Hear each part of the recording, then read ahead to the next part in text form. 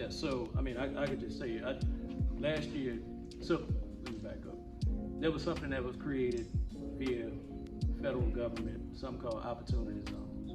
Opportunity zones were created by the feds specifically for low-income areas to be able to, let me repeat it, it was created to provide incentives in low-income areas. And it deals with some things that, you know, I really can't talk to you about. I don't really have the tax background on it, but it's talking about with your capital gains. That's you being able to take money that you have versus paying your taxes on it, invested in some property, invested in some other things, and that'll be kind of like a wash on that, and you know you have the property in these things. Well, that was a federal program.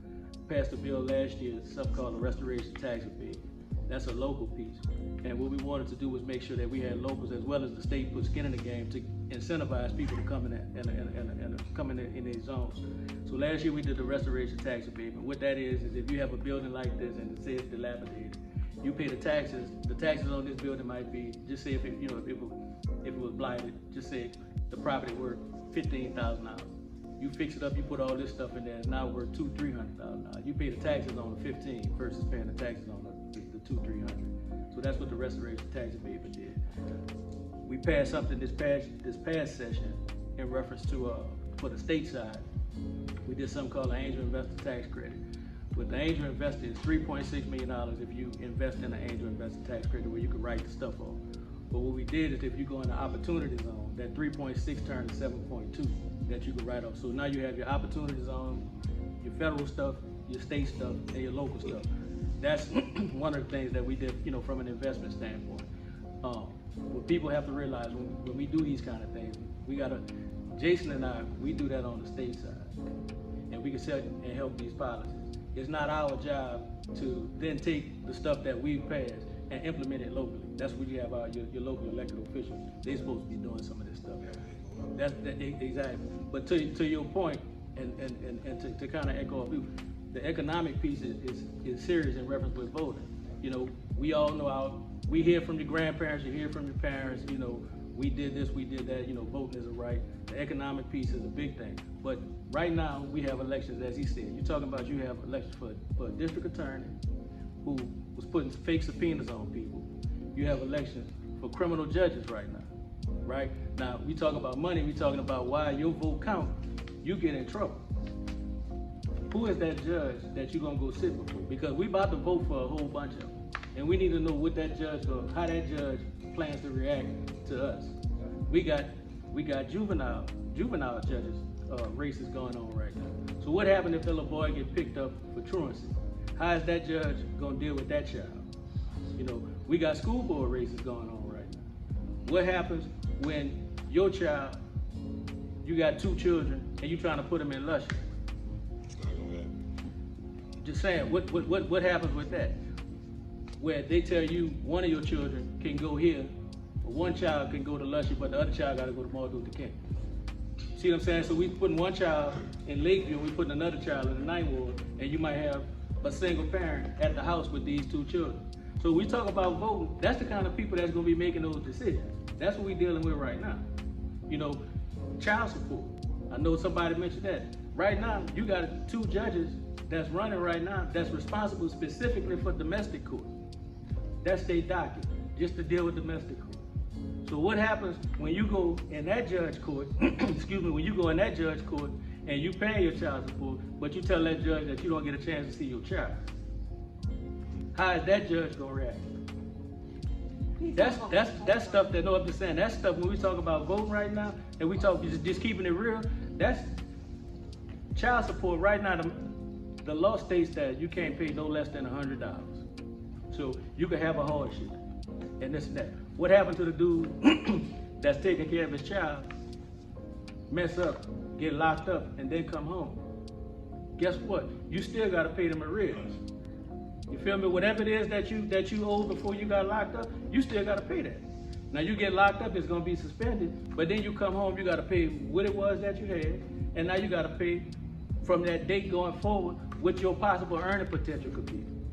Now, if you don't have a big earning potential, it's gonna be based on minimum wage. but you're gonna have to pay something, and the minimum is 100. So what happens to that dude that's out there looking for a job, that's really out there trying, then came home, can't find a job, but is actually out there trying? How is that judge gonna treat that guy? So when we talk about voting, that's what we voting on right now. We could talk about the presidential. We all know what's going on there. You know what I'm saying? But I'm talking about stuff that right now that's gonna impact people that you know, people that you know, people that you know, people that you know. And it might impact people that's in your household. If we talking real on some real talk. You know, but that's what we voting on right now. So why is it important to vote? It's important to vote. So if you get an opportunity, we passed a law a couple of years ago that allowed for convicted felons to get their voting rights back. So if you clean after 5 years, you can get your voting rights back. So let me tell you, we coming back to try to fix some of that because we got all kind of little nuances there. If you're a convicted felon and you want to get your voting rights back, you have to now take this paperwork that you have to go get from your probation officer to go bring it to the Register of Voters, certifying that you straight, you know, you ain't been back to jail, you're not violating nothing, you're not doing anything. Well, that all sounds and it's good, but I can tell you some of the stuff that happened. You get stopped on a traffic ticket or something, right? You get arrested. Now they find out that whatever happened, you clean. Is that, quote unquote, is that arrest gonna count against you being clean for 5 years, or being straight for 5 years? That's what I'm saying. That's right now is being vetted. Like if that's gonna happen, you know, if will that count against you or will it won't? That's an arrest. That's not a conviction. You see what I'm saying? But the simple fact that you got picked up and you went to jail, some people trying to use that against you. Exactly. So that's the kind of stuff that we deal with. So we talk about why it's important to vote, those kind of elections. But in order for us to change that, we got to get X amount of people to vote for that particular change. And I can tell you, you know, and I'm gonna close on this. Something that I've come to realize, and Jason can speak to this. When it came time for me to run for office, as well as with him, I have to be squeaky clean. I have to have the best education. I have to be able to speak right. I have to, you know, make sure that I don't do this, I don't do that. I gotta walk on eggshells. I gotta do all of that. And then I get elected, he gets elected, and we get to Baton Rouge. And you know what? When I look at the guy sitting next to me, he's an auctioneer. Real tough. I served with a guy that was an auctioneer. Served guys that were mechanics. Served a guy with a lady that was a home ec teacher. School bus drivers. That's how they feel about the people that they send in. If they feel that that person gonna do what it is that they need to make sure that their community is straight, they send them. Us, we gotta be all of these things. I mean, and y'all see that, y'all know that. You know, it's just the reality of it. But I just wanted to put that out there because, you know, we having a real conversation in real time. That's the kind of stuff that we have to deal with when we there. So imagine this guy trying to explain why what I just said in reference with or somebody getting a bill revoked and all this stuff. He talking to somebody that's an auctioneer. They don't understand. Exactly. So, but that's what we dealing with when we're there. So, you know, why is it important to vote? And that's just a small piece, you know, of why. If you could elaborate as far as, you know, important to vote about the marijuana laws, because we know in Louisiana the marijuana laws are not for anyone. So let me tell you, and I just want to be 100% clear because I don't want nobody to get no trouble with that. Right now, recreational marijuana is illegal. Illegal with an I. What they have done over the past few years, the most or the furthest they've gone was that you ultimately get 2 strikes before they go ahead and hit you, you know, and hit you on that. The last couple of years we did the recreational piece where they, you know, the recreational marijuana is legal. And I can tell you that was a fight. that was a huge fight. In my humble opinion, marijuana will be legal when everybody figure out the monetary side of it and what they're gonna get out of it. That's just the reality. And you could just look at the state of Colorado and see the money they have made, and that could fix a whole lot. They could look. Let me tell you that the money that people are making from recreational marijuana is ridiculous, and it'll fill a whole lot of voids. They make a lot of money off the alcohol money, and I ain't doing nothing with that. That's true. Right. Where's all that money? There's a A lot lot of of alcohol money. The tobacco. But- lottery money. think about this when you talk about the marijuana, and put it into a broad picture. I get picked up, I get stopped, I'm blowing, I get stopped, policemen take me to jail, right? When you take me to jail, what you gotta do? You're gonna bring me to Central Library, you're gonna book me.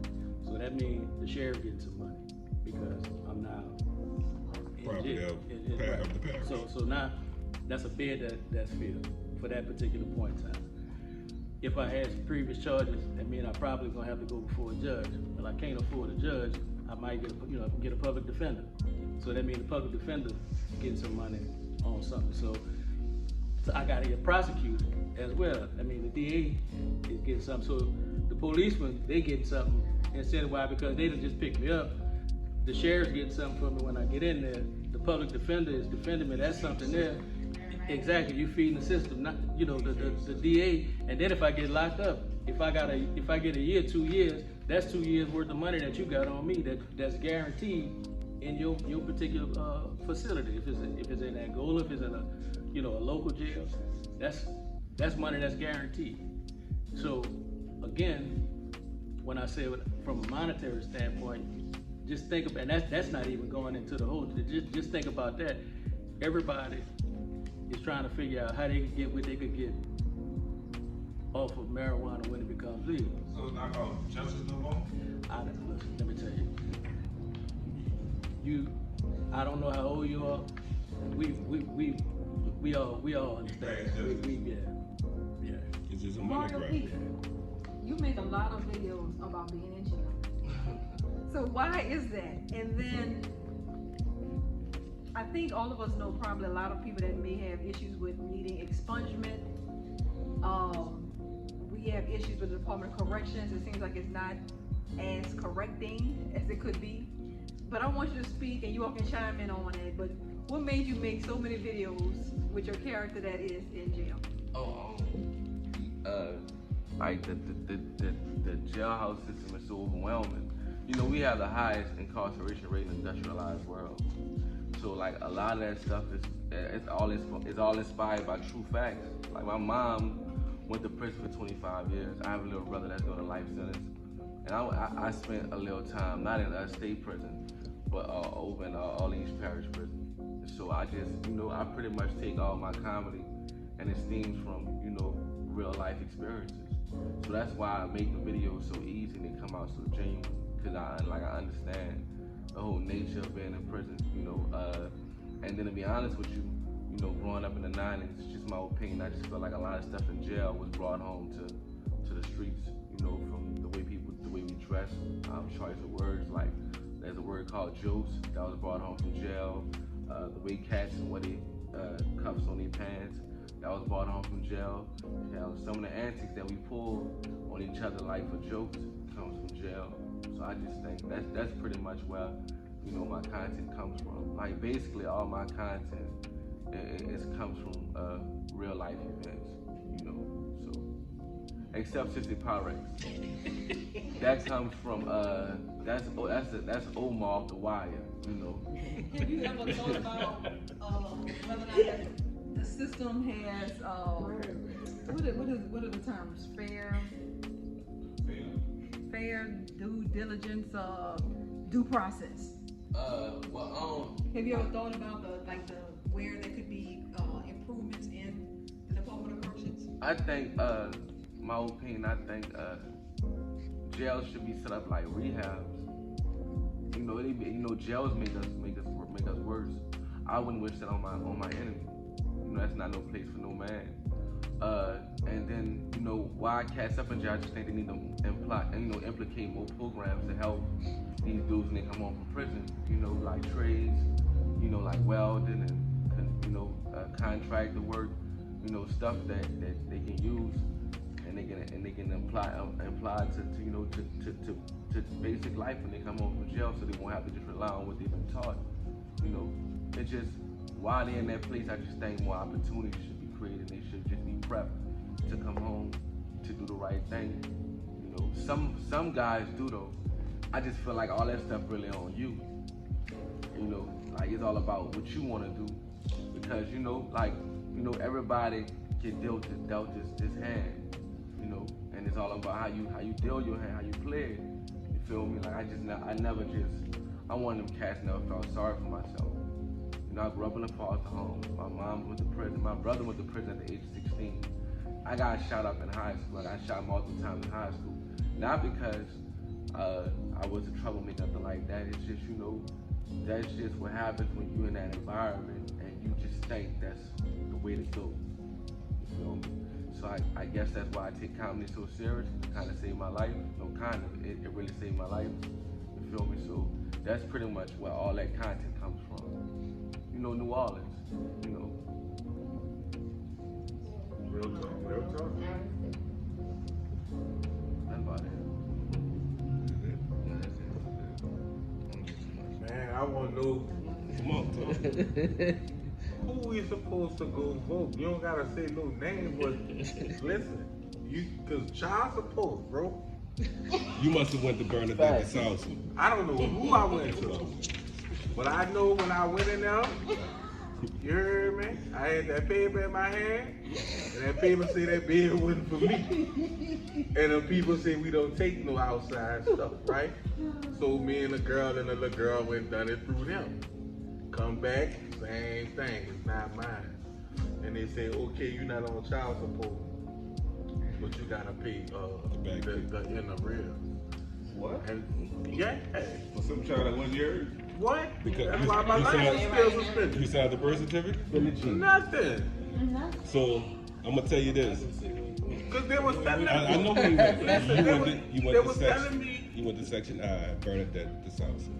in the I lid. guarantee you. Yes. So let me say this. I guarantee you that's where you I went. won't say no names, but and look, I'm glad to be here. But here's the reality. Me and Jimmy, we not on the ballot this fall, right?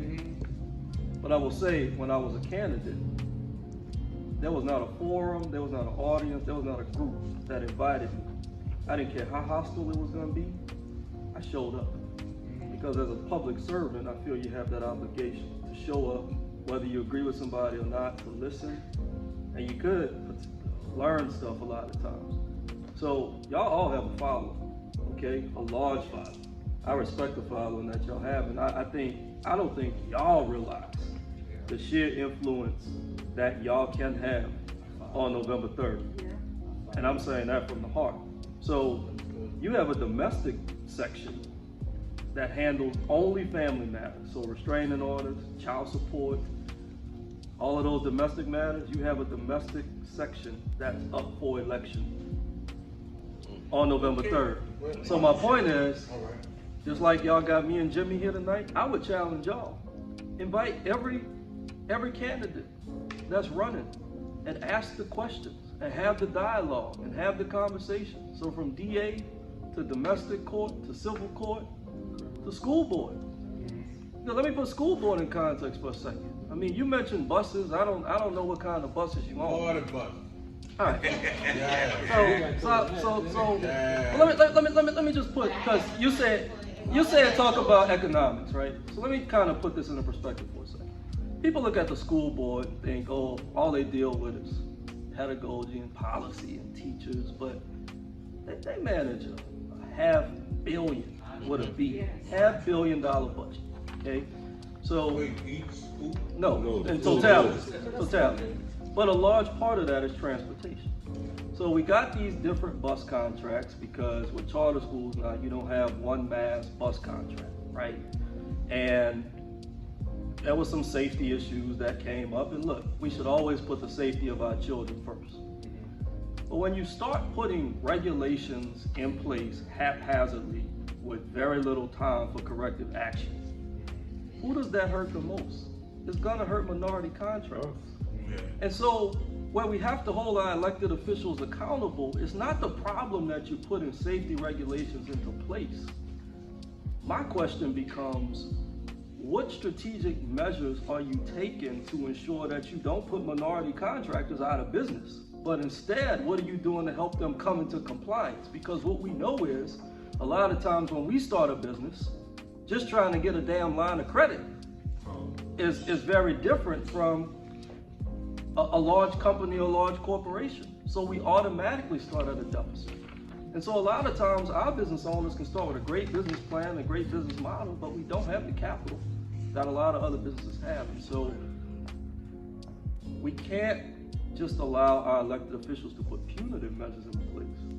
But how do we ensure safety for our kids on buses, but also ensure that we're not putting minority businesses out of business? You sounded interested about the money. So, as an example, a school from, say, kindergarten to 8th grade could very easily have a $4 million a year annual budget. So that means that principal, right, or that executive director, along with the board, gets to determine who cuts the grass, who's the property management, who's the people inside the cafeteria cooking. They can decide where they buy books from, how many books they choose to buy versus how much printing they do. But first, 8th grade, you could very easily, every year, for 9 months, practically 9 months, buses, what type of bus, the bus contractor that they decide to go with, uniforms, they could very easily have a $4 million budget. Wow. So each school is a business. And They also decide their marketing. So equity is a word you're gonna hear a lot. But I challenge all citizens. When you're talking to school board candidates, equity is not just in the classroom. That's one component of equity. Is there equity in contracting? Is there equity in administration? Equity is across the board. And so, you know, when you hear that word equity, challenge the candidate. What does equity really mean? Because equity can't just be solely in the classroom. It has to be from top down and bottom up.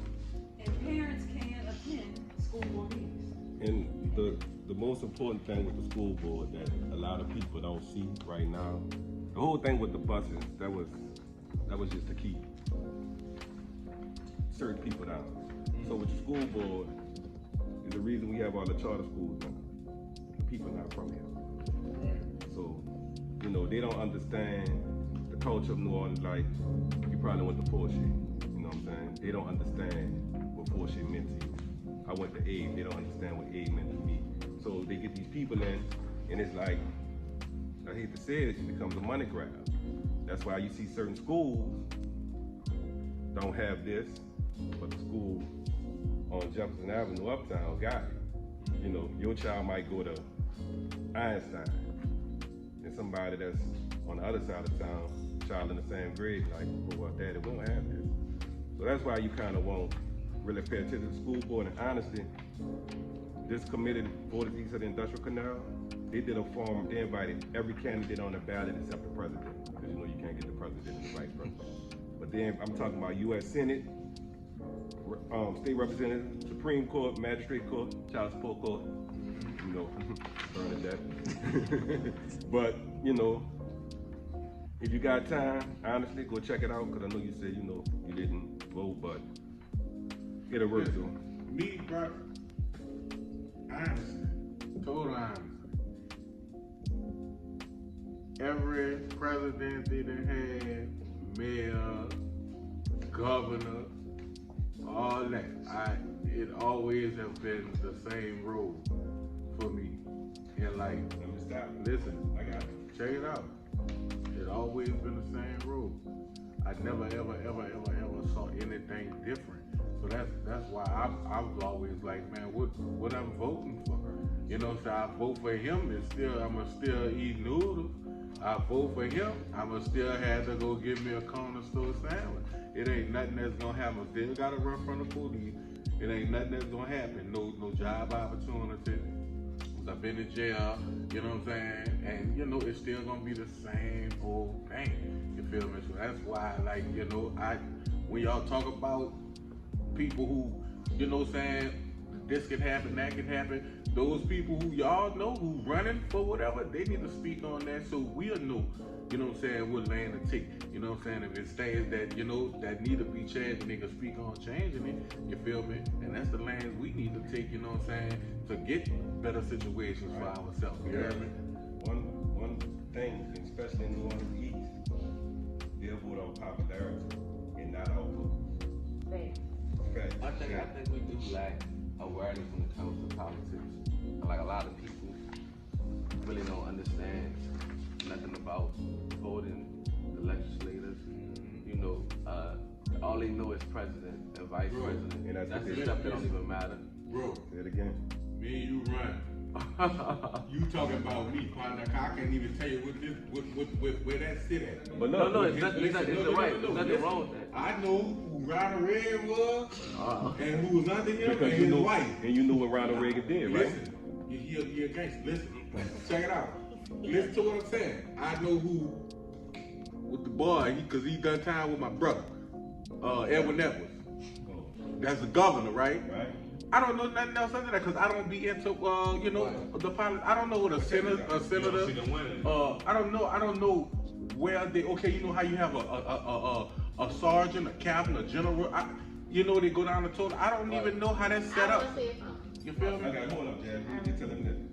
All right, you got the party bus, right? Mm-hmm. Remember, you was having a problem with the party bus. Mm-hmm. But remember, a certain person will go, oh, P-Town Mo, you know, they shoot you out on social media, P-Town Mo doing this. Do you know if you call that certain person or him, be like, you know, I'm having a problem. They'll help you, but you know the first thing they're gonna look at, they're gonna put your real name in. He ain't vote. So you know what happens when they say he ain't vote? Well, let me get back with you.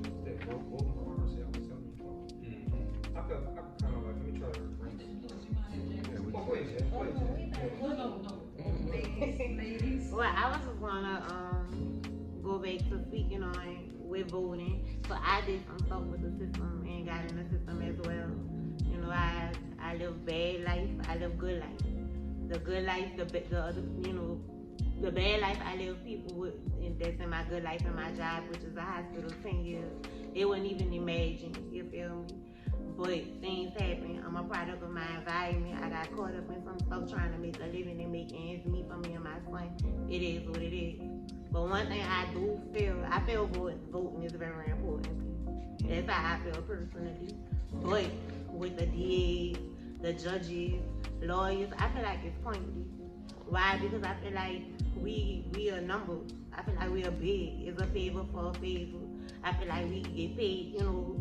It's like, you know, a lawyer be cool with a DA and be like, look, you know, I'm gonna give you this case and, you know, you lay homeboy off, you feel me? It's not honesty. It's not based on the truth of the case, you know? So I feel like voting for them is pointless because at the end of the day, they got the power to do what they gonna do anyway. But when they hit home, then what? Like, you know, They hit home. for instance, my little cousin just was killed. And the DA, like, refused to press charges. So, like, you want somebody, you know, when it hit home, Why he feels repression? maybe he ain't want to work. I feel like it is regardless. If you could win a case, then you gonna be on the case. You know what I'm saying? If you can't, then you can't. Well, every arrest and every sentence is, how can I say? Handled accordingly. It's handled accordingly, and it may not, it's not, my cousin was on drugs. That's how you classify it. The drug addict. Victim of the streets. Throw it away. But, if BMO go do something, and they say BMO did it, oh, it's this big figure, you know what I'm saying? He own this company, oh, we gonna go get him. So that's why you gotta really vote for that DA and that judge. And I know, because remember, I know we got the 13th Amendment, and people understand the 13th Amendment that is basically you're a slave once you are convicted and you're in jail. I'm lying, Skip? That is the 13th Amendment. When you go to jail, you become property of the state and you're a slave. So if we got a DA that's constantly gonna put everybody that look like us in jail, but We just let Tommy walk, and he just got caught with 3 keys of cocaine. But me and you sitting in here on a marijuana charge, so we had to have a fun. You seen any difference with it, DA? Since you been old enough to see anything? I did, cause when I was born, it was Connick, Harry Connick, Get Up Forever. Harry Connick left, old fast Eddie coming up. Eddie was all right until Katrina happened. But Eddie was one of the only ones who had heart enough to be like, y'all killed them people on that bridge, we bringing charges. And this current DA, without.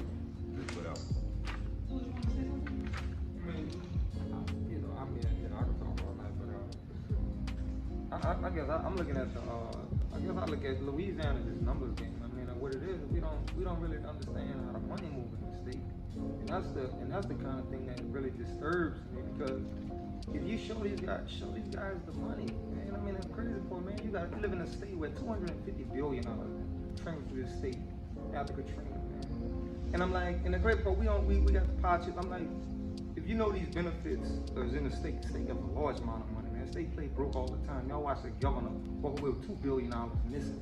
Come on, man. You got somebody like Ray Nagin sitting in jail over a plane ride. But the crazy part, we don't really. You got to make these politicians show these cats the money. Show them the money. You gotta hold them accountable. We playing around, man. When I ride the when I ride the Baton Rouge, I see them boys in the Lamborghinis, and we don't have the conversations. But saying that we come here, more vote. I promise we can get her to vote. Guess what? If you let her know, look, whatever your situation, you record here. Do you know there's a grant that can pay for your studio time? Do you know there's a grant that can pay your rent? But we don't have them conversations. We'll never connect the money. Did you know with your comedy going, did you know they can pay for your free housing? Did you know they can pay for your transportation, your gas of your car? This money is available.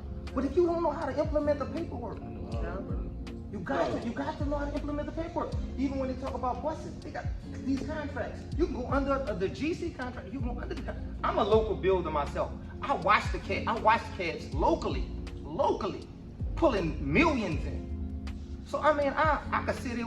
I could sit here and You know how bad. you got You've to been be. knowing that all that time. Hold on. You remember that? Hold on. The last time we was on your party bus. Let's see. What y'all understand is there's a lot of information, and we don't connect the dots.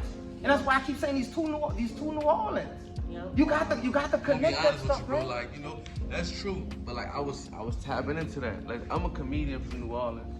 I taught myself everything. So what you saying, I do that. I dig deep. You feel me? I've been through all that, but I have no felonies. And I don't work no job. Never sold Jimmy crack corn, all the strength of my comedy. Because I learned how to implicate different stuff in that can save me money and help with my credit line or whatever, you feel me? It's just, I took time to tap on my resources. Like a lot of us don't think outside. We eat with our eyes down here, bro. A lot of us don't think outside the box. And that's like, that's I think the only thing that can fix that if cats like you just lead by example with that. But you got cats like me. I get locked out too. Why You you said saying- we eat with our eyes. You're not gonna listen to me if I pull up in my old work truck. You're not gonna listen to me. I just said to eat with their I eyes. know we eat with our eyes, that. but I'm telling you that these benefits, like you said, you have to learn it. But you said if you call this particular politician and you call somebody else, you can get that information. That information is available. But guess what? You can get all the shovels you want, but there's different shovels to go with different levels of dirt. I understand it. And when some things are so deep, you gotta move the shovels to go get a machine. See, we understand. They got families like you talk about the DA. The DA is mafia. And we that's the stuff we kick on the side because we so busy thinking a gangster is somebody walk with their pants down. Them gangsters can't touch the gangsters in suits. Come on, you dig?